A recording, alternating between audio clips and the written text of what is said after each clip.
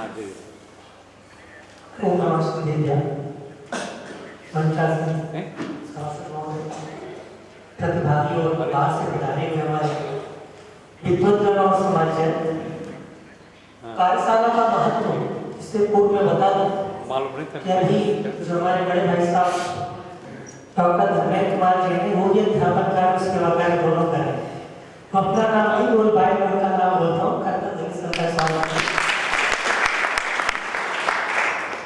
भारतीय संस्कृति का एक सूत्र है, प्राप्त को पर्याप्त मान।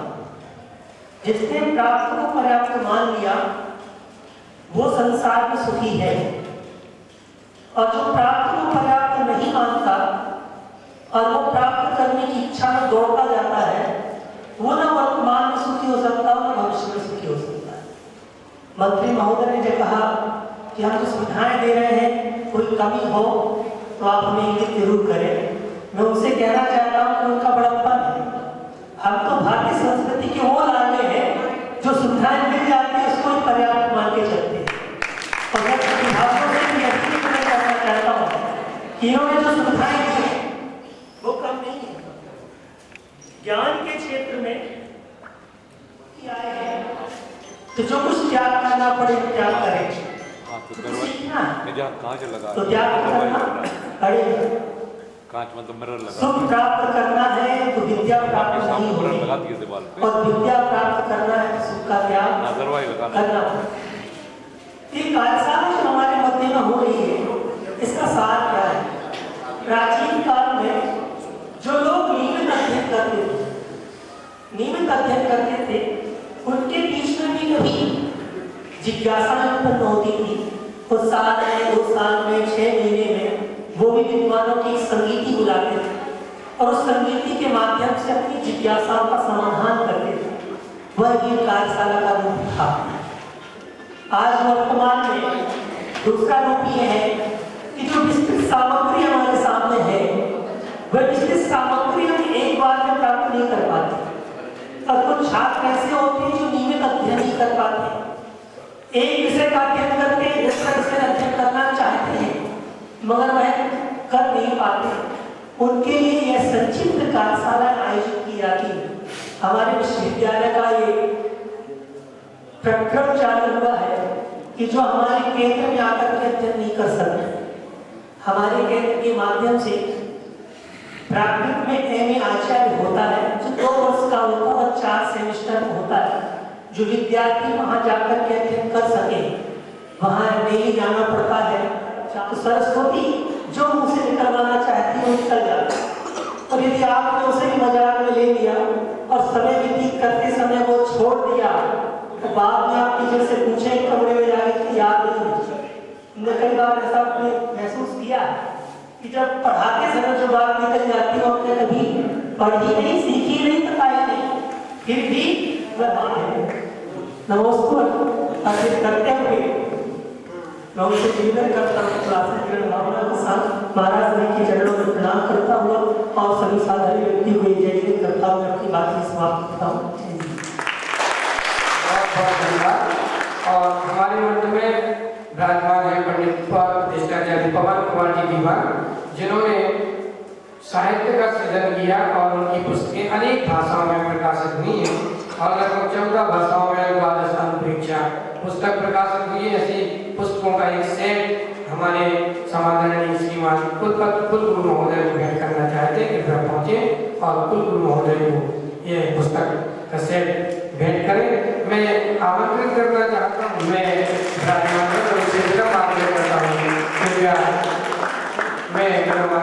आदरणीय ब्रह्मचारी राकेश भैया जी से पधारे और आज के मुख्य वक्तव्य को प्रदान करें।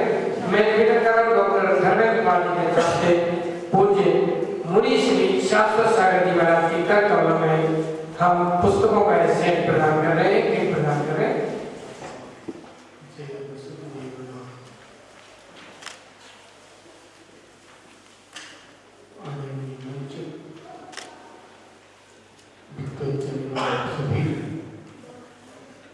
जो उत्साह के साथ इस कार्यक्रम में शामिल है, बंधुओं, मुझे आज के इस अवसर पर कुछ विशेष करना है।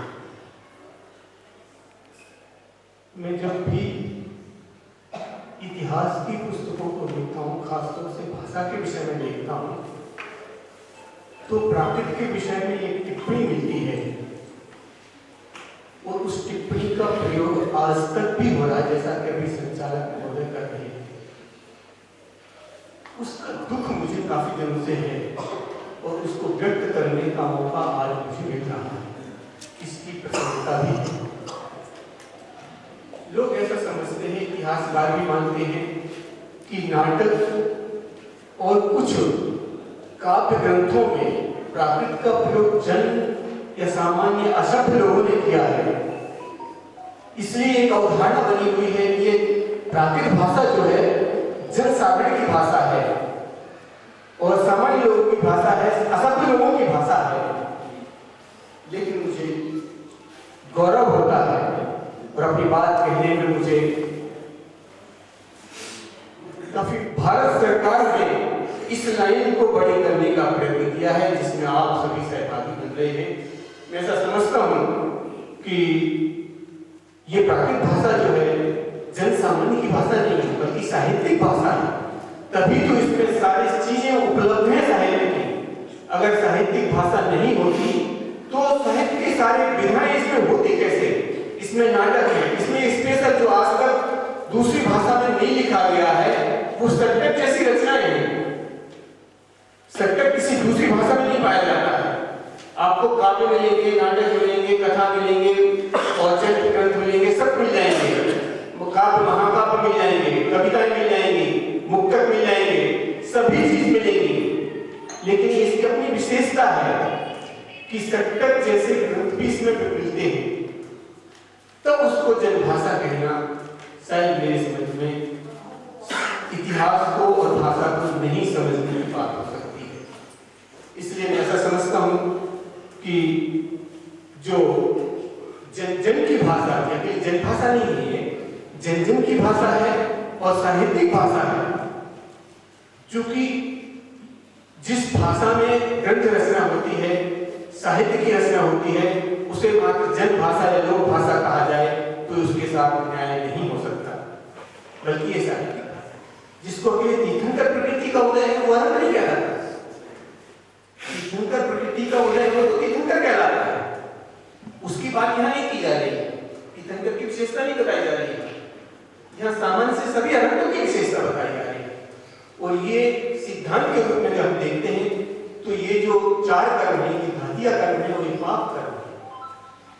इन पाप कर्मों के क्षय से केवल हुआ जाता है, अनंत हुआ जाता है, ना कि पुण्य कर्म के उदय से हुआ जाता है। इसलिए किसी भी देशक प्रकृतियां जो खासतौर से अनंत भगवान के क्षय को प्राप्त होती है, उनमें कोई भी प्रकृति पुण्य प्रकृति नहीं होती है। सिर्फ दो प्रकृतियां जो पुण्य प्रकृति होती हैं वो चूंकि उनके पास होती ही नहीं है, एक तो मनुष्य आयु और देव आयु, उस प्रकार से अभाव को प्राप्त है, उसको क्षय किया। उन देशक प्रकृतियों में से मात्र 61 प्रकृति जो है वो सब पाप प्रकृतियां हैं जिनका क्षय करके अनंत बनते हैं। इसलिए उस अर्थ को जब हम लगाते हैं तो मुझे कुछ ऐसा लगता है कि हम आचार्य कुंद की नहीं पहुंच रहे हैं। इसी ग्रंथ में एक और बहुचर्चित प्रसंग है जिसकी चर्चा मैं आपसे करता हूं। आचार्य कुंद स्वामी ने अपने इस प्रवचन साल में उसका जो तीसरा अधिकार है उसमें उन्होंने श्रवणों की परिभाषा बताई, श्रवण की चर्या बताई, श्रवण के विषय में जो उनका दैनंदिन कार्यक्रम है उसके विषय में बताया, उनके गुण बताए, उनका लक्षण बताते हुए श्रवण के लिए उन्होंने लिखा कि 28 मूल गुण जो धारण करते हैं वो श्रवण होते हैं। इसीलिए मैं आप सबका कृतज्ञ हूँ और इस संस्थान का जिसने मुझे यहाँ तक आने के लिए प्रेरित किया उन सबका धन्यवाद करता हूँ।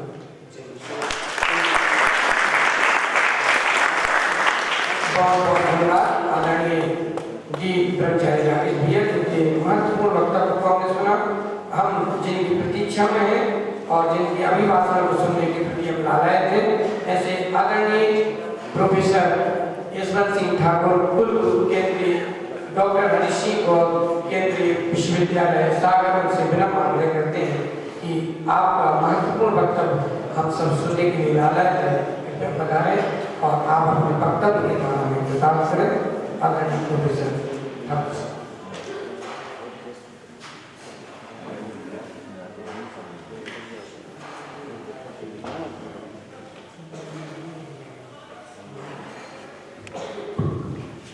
भारत माता की जय।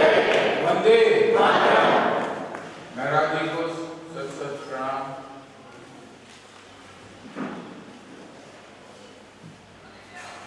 आदरणीय Shri Rakesh Jain ji Sagar, doctor Satyendra Jain, doctor Dharmendra Jain, doctor Ashish Jain, doctor Devendra Jain, doctor Shatchand Jain फौजदार,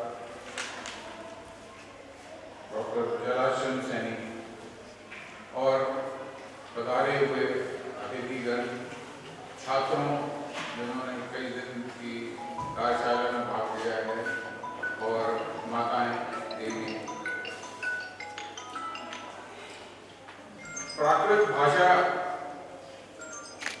जो है बहुत गहरी भाषा है, और अभी जैसे ने कहा है कि कई ग्रंथ हैं तो तभी समझा जा सकता है जब आप प्राकृत भाषा का ज्ञान रखें। उसको ट्रांसलेट करके उस गहराई में नहीं जाया जा सकता जब तक कि आप प्राकृत भाषा में ही मूल रूप से समझें। तो एक बहुत गहरी भाषा है, संस्कृत से भी ज्यादा गहराई है, और संस्कृत से मैं तो ग्रंथ लिखे ही हैं, और प्राकृत भाषा में जिन मुनियों ने और ज्ञानियों ने ग्रंथ लिखे हैं तो उनको पढ़ने और समझने के लिए भाषा का ज्ञान बहुत जरूरी है। जो 7 राज्यों से 43 पार्टिसिपेंट्स आए हैं, उनके लिए बहुत जरूरी है कि 21 दिन पूरी लगन से गुजारें, क्योंकि समय बहुत कीमती है। भगवान ने एक मौका दिया है ये भाषा समझने के लिए, तो इसलिए एक एक पल अच्छे से समझें, पढ़ें और पूरा सीख के जाएं। समय के महत्व से समझी जा सकती कि 1 साल का महत्व उस विद्यार्थी से पूछिए जो एग्जाम में फेल हो गया, उसको 1 साल वेट करना पड़ता है दूसरे साल एग्जाम देने के लिए। 1 महीने का महत्व उस माँ से समझिए जिसने 8 महीने के बच्चे को जन्म दिया है, वो 9वां महीना कैसे उसको पालती है। 1 महीना, 1 हफ्ते का महत्व एक वीकली एडिटर की मैगजीन से समझिए, उसको 1 हफ्ते में पूरी मैगजीन निकालनी है, सारे आर्टिकल्स कलेक्ट करने हैं, एडवर्टाइजमेंट कलेक्ट करना है, 1 हफ्ते का टाइम होता है। और 1 दिन का महत्व उस डेली अखबार के एडिटर से समझिए। मैंने देखा है कि 10:30-11 बजे रात तक न्यूज कलेक्ट होती है, 11:30 बजे रात को एडिटर को देखता है, 12 बजे प्रिंटिंग में जाती है और 1 बजे अखबार प्रेस से निकलता है, और 3:30-4 बजे सुबह से हॉकर बांटना चालू कर देते हैं, और 6 बजे आपके द्वार पर अखबार होता है। 1 दिन, हर दिन का जो रूटीन है। 1 घंटे का महत्व उस शिक्षक से समझिए जिसको 1 घंटे की क्लास लेती है, जैसा कि हमारे माननीय ने बोला, उसको 4-5 घंटे की मेहनत करनी पड़ती है 1 घंटे क्लास लेने के। तो 1 घंटे का महत्व कितना है, कितनी तैयारी करनी पड़ती है शिक्षक को। और 1 मिनट का महत्व उस पैसेंजर से समझिए जिसकी ट्रेन मिस हो गई हो 1 मिनट से, पूरा रिजर्वेशन किया, आपका आगे फ्लाइट है, वो मिस हो जाए, 1 मिनट का महत्व। और 1 सेकंड का महत्व उस ओलंपिक खिलाड़ी से समझिए जिसका गोल्ड मेडल 1 मिनट से गया हो, 1 मिनट, 1 सेकंड से गया।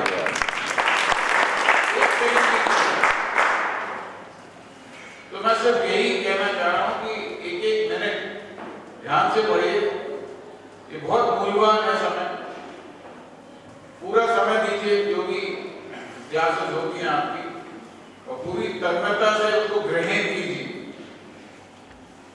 बहुत सिद्ध स्थान है ये, और इसमें जो प्राकृतिक वातावरण है वो हेल्प करता है कि आप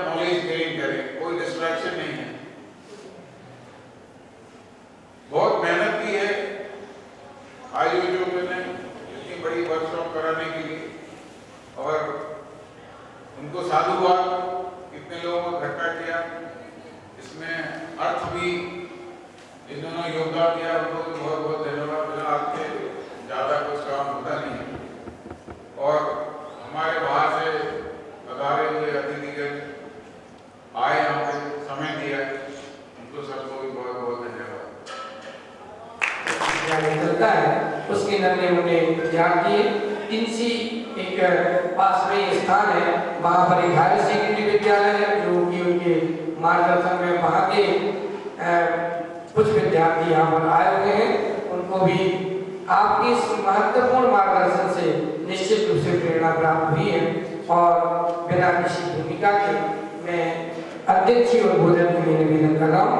आदरणीय डॉक्टर प्रोफेसर ऋषभ चंद्र फौजदार, उनसे विनम्र निवेदन करता हूँ कृपया पधारें और अध्यक्ष और भोजन के माध्यम से इस सभा को गति प्रदान करें। इसके पश्चात हम पूज्य मुनि श्री शाश्वत सागर जी महाराज का भी मार्गदर्शन प्राप्त करेंगे।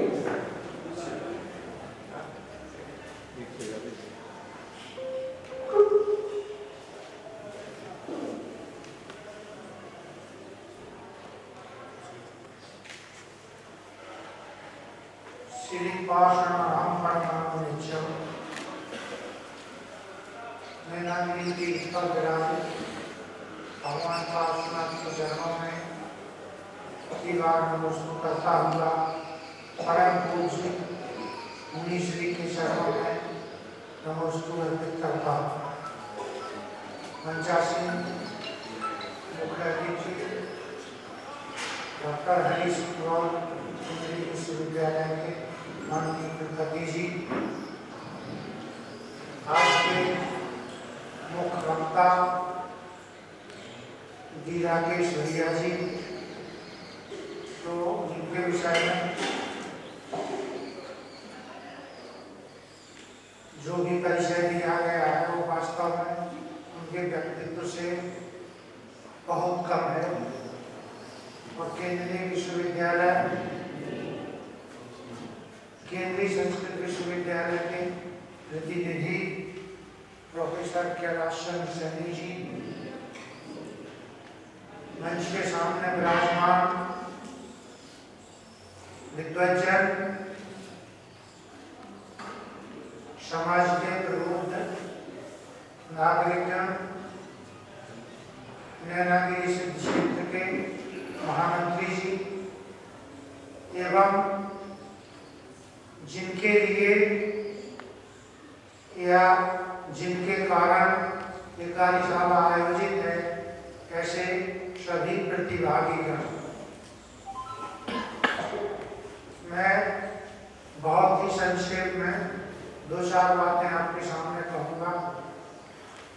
यथार्थ का प्रतिपादन हमारे कुलगुरु महोदय ने, मुख्य अतिथि महोदय कहा है कि जो समय को नहीं पहचानता वो वास्तव में कहीं का नहीं रहता।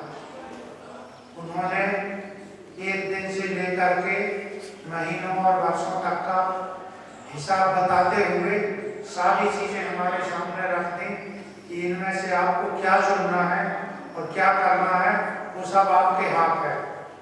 वास्तविकता यह है कि विश्वविद्यालय साधन देता है, विश्वविद्यालय जगह उपलब्ध कराता है, विश्वविद्यालय अध्यापक उपलब्ध कराता है, लेकिन पढ़ना और सीखना तो विद्यार्थी को ही पड़ता है जो वहाँ नाम लिखवाता है।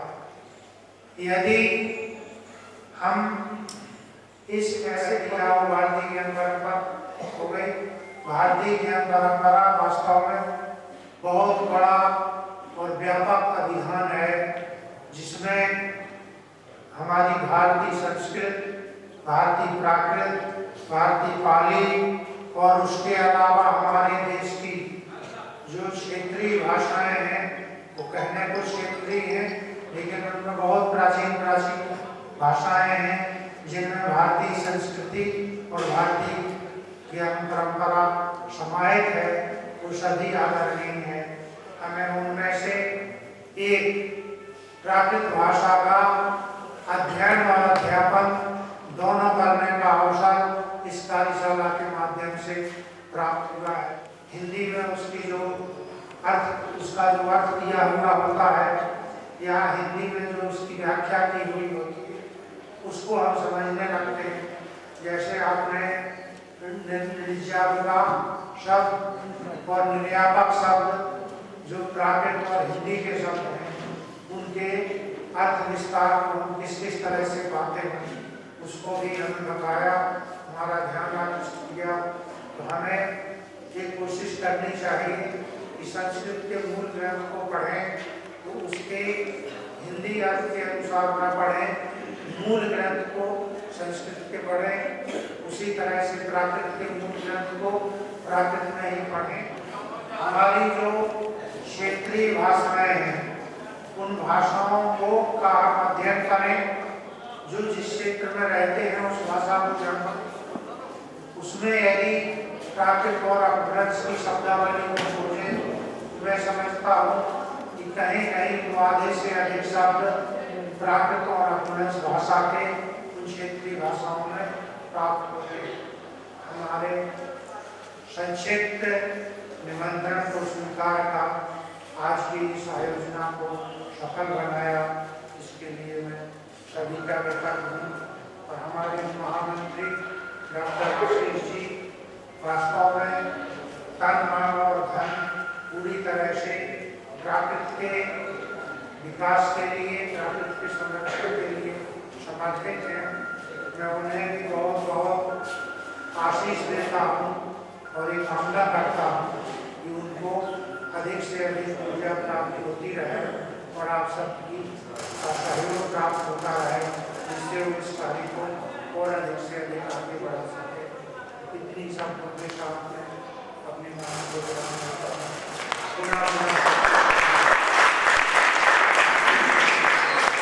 धन्यवाद। और मैं इसी क्रम में हमारे मध्य परम पूज्य मुनि श्री शाश्वत सागर जी महाराज विराजमान है, हम उनका स्वाशीष प्राप्त करने के लिए उनसे विनम्र आग्रह करते हैं पूज्य मुनि श्री से कि आप हमें अपना स्वाशीष प्रदान करें। ये माइक प्लीज है।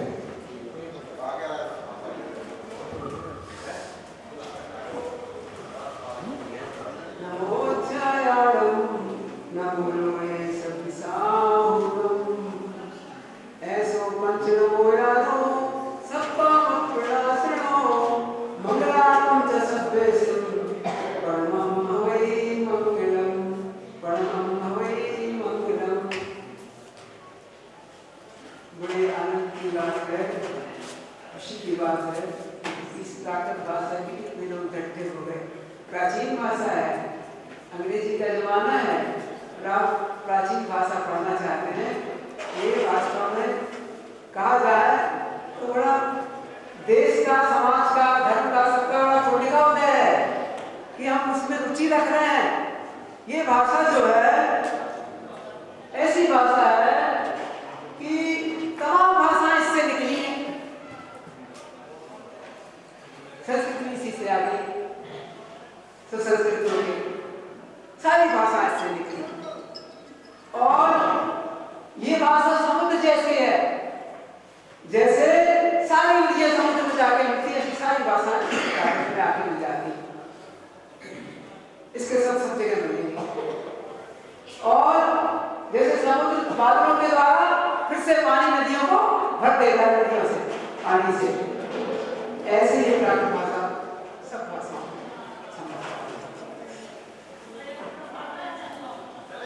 वास्तव में भारतीय संस्कृति का पूर्ण आनंद लेना है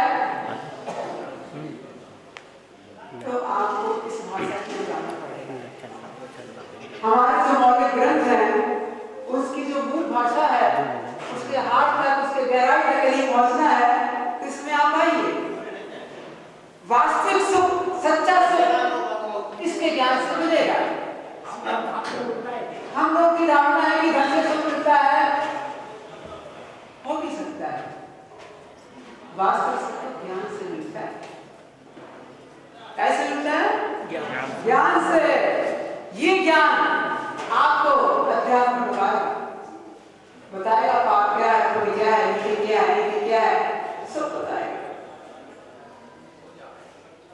अंग्रेजी में पाप पुण्य नहीं होते।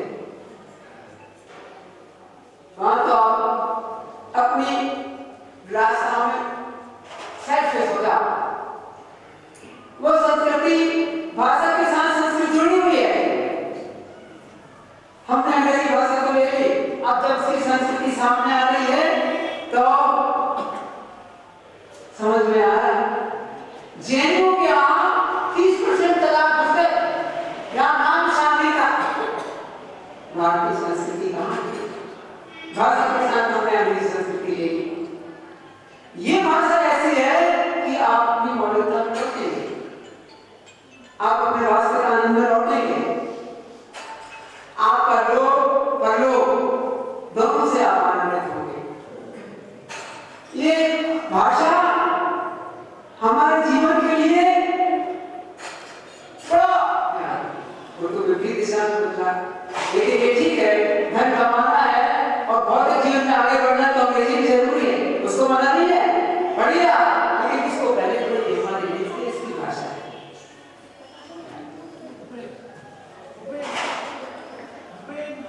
ज्यादा समय न लेते हुए अभी 20 दिन अपने को यहाँ पर रहना है, पढ़ना, इसलिए समय बहुत हो गया है और अपन 20 दिनों में सब लोग लगा के हमें तो पर्याप्त खुशी हो रही थी। हाल भरा था कम से कम प्राचीनता को सीखने के लिए, है ना।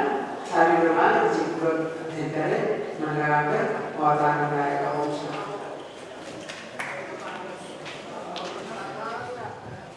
आज की इस कार्यशाला में मंच पर विराजमान समस्त अतिथि, सम्मानीय सिंह साहब स्वागत विश्वविद्यालय के कुलपति महोदय, सम्मानीय ऋषभ कुमार जी और सम्मानीय हमारे भैया जी और सम्मानीय भैया जी और उपस्थित सभी जो इस कार्यशाला में सम्मिलित हो रहे हैं और उसका अध्यापन करा रहे हैं और अध्ययन कर रहे हैं, उन सभी का श्री दिगंबर जैन सिद्ध क्षेत्र बहुत बहुत स्वागत, अभिवादन और अभिनंदन करती है। मैं सिद्ध क्षेत्र की ओर से श्री मार्गदर्शन निश्चित तौर से मिलेगा। मैं सभी से यह अनुरोध करूंगा कि आप यहाँ पर बुलाते हैं, किसी भी तरह की कोई अगर परेशानी दिक्कत हो, हमारे मंत्री लोहारी जी यहाँ विराजमान है या प्रबंधक शेखर जी भी विराजमान है, उन्हें आप अवगत करा दें। मैं पुनः सिद्ध क्षेत्र नैनादेवी की ओर से इस कार्यशाला में आज के शुभारंभ समारोह में पधारे समस्त हमारे अतिथियों और इस कार्यशाला में सम्मिलित सभी सम्मानित महानुभावों का बहुत बहुत धन्यवाद, आभार ज्ञापित करता हूँ और आशा करता हूँ आपकी इस कार्यशाला में जो आप अनुभव प्राप्त करेंगे, निश्चित तौर से हमारी विलुप्त हो रही प्राकृतिक भाषा को आगे बढ़ाने में और अपने जो जन जन तक पहुँचाने में आपका योगदान मिलेगा, ऐसी हमें विश्वास है। बहुत बहुत धन्यवाद।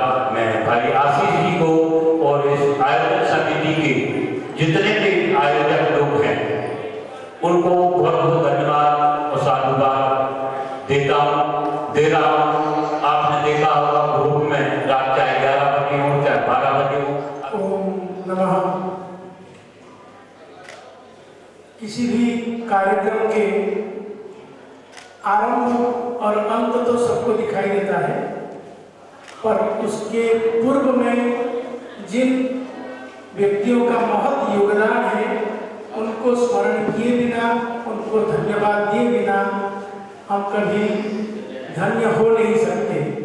आप सभी के सामने ये जो कार्यक्रम हो रहा है, इसका शुभारंभ या इस कार्यक्रम के लिए, ऐसे कार्यक्रमों के लिए जिन लोगों ने प्रेरणा दी, जिन लोगों ने स्थापना की इसकी, उसके मूल में हमारे अनेकों आचार्य हैं जिनका नाम मैं ग्रहण कर रहा हूँ। आचार्य राजाराम जैन, आचार्य प्रेम सुमन जैन और ऐसे अनेकों महानुभाव हैं। उसके साथ साथ भारतीय सर्वकार में सेवारत अधिकारी के रूप में सेवारत डॉक्टर अनीता भटनागर के योगदान के कारण आज ये योजना चल रही है, जिसकी वजह से आज हम यहाँ उपस्थित हुए हैं। हम उन्हें भी धन्यवाद प्रदान करते हैं। उसके बाद प्रोफेसर आचार्य राधावल्लभ त्रिपाठी, जिनके समय काल में ये योजना शुभारंभ हुआ था, उनको भी धन्यवाद करते हैं।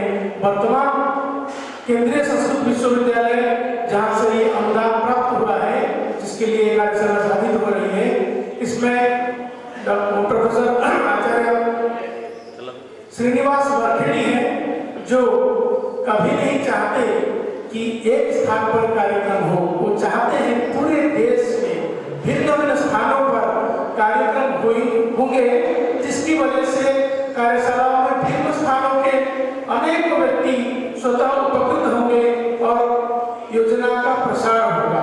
इसलिए इस दुर्गम स्थान पर भी उन्होंने हमें प्रेरित किया कि वहां पर जाकर आप इस कार्यक्रम को करें। मैं मुनिश्री जी के चरणों में प्रणाम करके एक प्राकृत का पद्य बोलना चाहता हूँ। परमेव चरणेषु शया वहन्ति श्वेना धम्मं नित्यं सायरं नमामो बारंबारं सत्यं सुनिमित्तं मुनिनं। प्रोफेसर वर्खेड़ी, जो केंद्रीय संस्कृत विश्वविद्यालय के कुलपति हैं, उनके लिए भी एक प्राकृत का पद्य कह के मैं उनको धन्यवाद दूंगा। दंडा वयम सुदंडाय जाया सत्समागमे सप्तम संतम अहिनिकरणीना विहला भवाम। अर्थात बार बार हम उनको अभिनंदन करके विहल हो रहे हैं कि ऐसी प्रेरणा हमें प्रदान करते रहे। इसके देश में अनेक स्थानों पर ये कार्यक्रम होते रहे, आप जैसे महानुभाव आके उसका लाभ लेते रहे। हमारे बीच में ब्रह्मचारी जी हैं, पढ़िउना निशक्नम या भोगना शांति जे अर्थे विजा विद्या विहवानम तानम दिखिए पुयावयम। जो ज्ञान को या प्राकृत के शास्त्रों को पढ़ करके और सब जो अर्थ को धारण करके यहाँ है, ऐसे विद्या से के विभव से जो परिपूर्ण है, उनके दृष्टि से हम लोग परिपूर्ण हो रहे हैं। एक पद्य आज के विशिष्ट अतिथि महोदय के लिए है। पाई भाषाए कय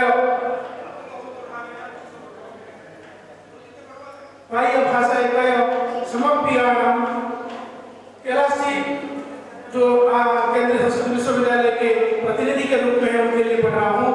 पाई भाषाए कय समर्पयामि शिक्षाए समाजस्य विभर्याणं कैलास शिवालयज्ञानं बहुपसा भूषियाणं कय घटना। अर्थात प्राकृत भाषा के बीच में जो हमेशा रहते हैं, जिसके लिए समर्पित है, और शिक्षा, इनका विषय है शिक्षा शास्त्र बीएड। शिक्षा और उनका बीएड विषय होने के कारण ये समाज के प्रति हमेशा समर्पित रहते हैं। जो व्यक्ति हमसे शिक्षा लेके जाए वो वहाँ समर्पण से कार्य करे, ऐसी शिक्षा ये उसके अंदर स्वयं के कर्तव्य से भरते हैं, ज्ञान मुख से नहीं। ज्ञान मुख से बोलते ही है, स्वयं के कर्तव्य से उसके अंदर भरते हैं। इसलिए शिक्षा है समाज से विभर्याण, शिक्षा के माध्यम से समाज को जो भरण कर रहे हैं, ऐसे इनका नाम कैलाश है, कैलाश का शिवालय है। ऐसे शिवा अर्थात मंगल स्थान पर निवास करके जो प्रभु के प्रसाद से भूषित हैं, ऐसे इनके लिए हम धन्य हैं। माननीय मुख्य अतिथि, जिनके कारण आज हम लोग यहाँ उपस्थित हुए हैं, हरि फलम शक्तिये च फलम धरियाणं ज्ञान सोहा विवर्धियाणं कय धन्यावयम। अर्थात इनका नाम है सुरेश, अर्थात वो यश हमें सिर्फ भगवान श्रीहरि के माध्यम से ही प्राप्त होता है, ऐसे अनेक सनातनी जानते हैं। इसलिए हरि और हर, ऐसे जिस विश्वविद्यालय में ये सेवारत है वहाँ हरिहर पैसे भी आनंद, दोनों के पैरों की सेवा करने वाले शक्ति है, जो अपने शक्ति के साथ यहाँ उपस्थित हुए हैं। शक्ति है जो फलम धरियाणम, स्वयं के पूर्ण फल को यहाँ धारण किए हैं। ऐसे ज्ञान की शोभा वर्धन करने के लिए जो यहाँ उपस्थित हुए हैं, ऐसे इन महानुभाव के लिए हम सभी धन्य हैं। गुणकीर्तन करने को है, कितने महानुभावों का योगदान है, उनका कहना या उनको धन्य जितना कहें इतना कम है, क्योंकि ऐसे सुरम्य प्रदेश में स्थान देना, भोजन देना और ज्ञान का आनंद देना ये सबके लिए संभव नहीं है। आप सभी को और यहाँ उपस्थित सभी विद्युत प्रेमी छात्र, माताएं और शक्तियां, उन सभी का मैं सादर हृदय से धन्यवाद करता हूँ। और सर्वोपरि जो भारतीय समाज का प्रतिबिंब है, उनको धन्यवाद किए बिना या उनको धन्यवाद करें या ना करें, हमारा समस्त धन्यवाद उनको जाती है। ऐसे महामुनि के चरणों में प्रणाम करके मैं अपने वाणी को विराम देता हूँ। धन्यवाद। बहुत धन्यवाद। और मैं निवेदन करूँगा राष्ट्रगान के लिए और आज के इस कार्यक्रम के समापन के अवसर पर, और वैसे ही सब लोग एक साथ कर लेंगे।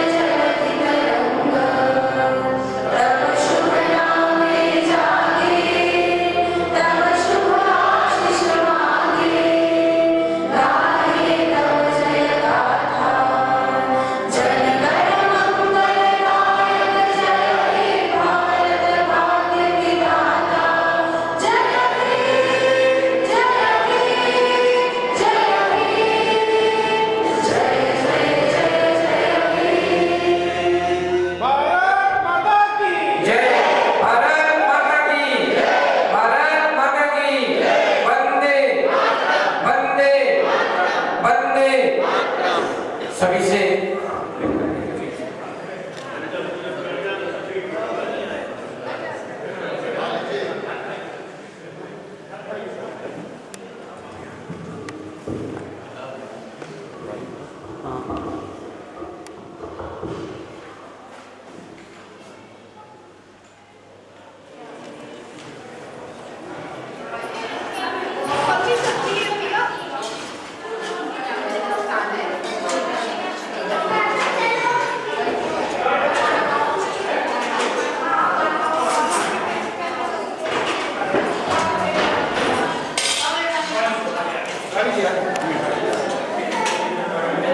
एक दो चार कल बहुत ज्यादा ही कम करते हैं चार